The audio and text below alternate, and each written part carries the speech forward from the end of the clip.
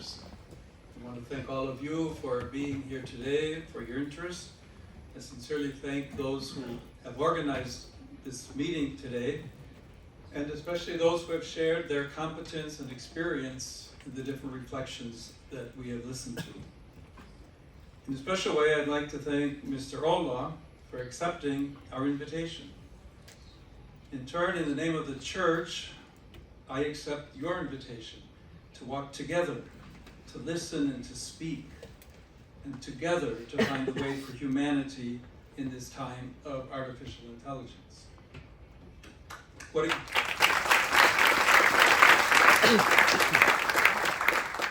a great sign of hope it is that with our differences, we can listen to one another. This interchange clearly bespeaks the gravity of the moment, as well as confidence that together we can discern the major questions of our time, and so the future of humanity. At key moments in history, the Church is called to decipher the new things in the light of the gospel and the dignity of the human being. 135 years ago, my venerable predecessor, Leo XIII, observed the situation of factory workers, their families uprooted, and new forms of poverty generated by rapid industrial transformation. He understood that the Church could not remain distant. Within an epochal turning point, menacing human dignity, the encyclical Rerum Novarum spoke its evangelical and social word about new things underway. Today, we find ourselves facing a transformation of similar magnitude, with perhaps even greater consequences.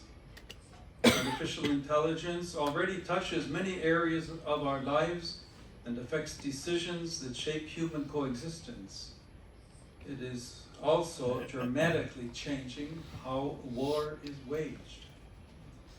Like the earlier Leo, I feel entrusted to look upon another huge transformation with eyes of faith, with lucidity of reason, with openness to mystery, and with cries of the poor and the earth resounding in my heart. Magnifica Humanitas was born from listening, like Leo XIII did. I've listened to scientists and engineers who work with sincere enthusiasm on technologies capable of alleviating immense suffering, to political leaders and public officials who have perseveringly sought just rules, to parents and teachers who are deeply concerned for the future of younger generations. Other very troubling voices have also reached me about increasingly autonomous weapons systems, practically beyond any human reach to govern them effectively. I hear very troubling accounts of algorithms that can block access to healthcare, employment, and security on the basis of data tainted by prejudice and injustice. And I've heard the silence of those who have no voice when decisions are made. Decisions likely to generate new forms of exclusion and suffering. From this listening matured a disturbing conviction expressed in Magnifica Humanitas. Artificial intelligence needs to be disarmed. The word is strong, I know, but deliberately chosen because this moment needs words capable of attracting attention, awakening consciences, and indicating paths forward for humanity. The Church has long been working for nuclear disarmament, aware that every great technical power can affect people's lives, and so must be accompanied by adequate moral discernment and public control. Nuclear disarmament remains a service to peace and the dignity of the human family. In a similar sense, artificial intelligence now demands to be disarmed, freed from logics that turn it into an instrument of domination, exclusion, and death. Like nuclear energy, it must be at the service of all and of the common good. Decisions about technology must never be separated from conscience and responsibility. Let us not sleep as others do, admonished the Apostle Paul, but let us keep awake. Such vigilance is necessary today. Peace, not merely the absence of war, is justice at work. But when technology weakens our critical sense, peace itself is at risk. Disarming, however, is not enough. We must build. The word build reminds me of my years as a missionary in Peru. In 2017, torrential rains and floods struck the north of the country. Many families saw their homes swallowed by mud, and many roads too. There I learned that rebuilding does not mean simply replacing what has been destroyed. It means repairing bonds, restoring trust, and reawakening hope in the future. Moreover, no one rebuilds alone. In Magnifica Humanitas, I recall the biblical prophet Nehemiah. Before the ruined walls of Jerusalem, he gathers discouraged people to bring about rebirth. The image of walls does not legitimize closures or divisions, but invites each and every one to do their part. Brick by brick, a more just coexistence takes shape, capable of safeguarding the dignity of all. Nehemiah's effort speaks to our time.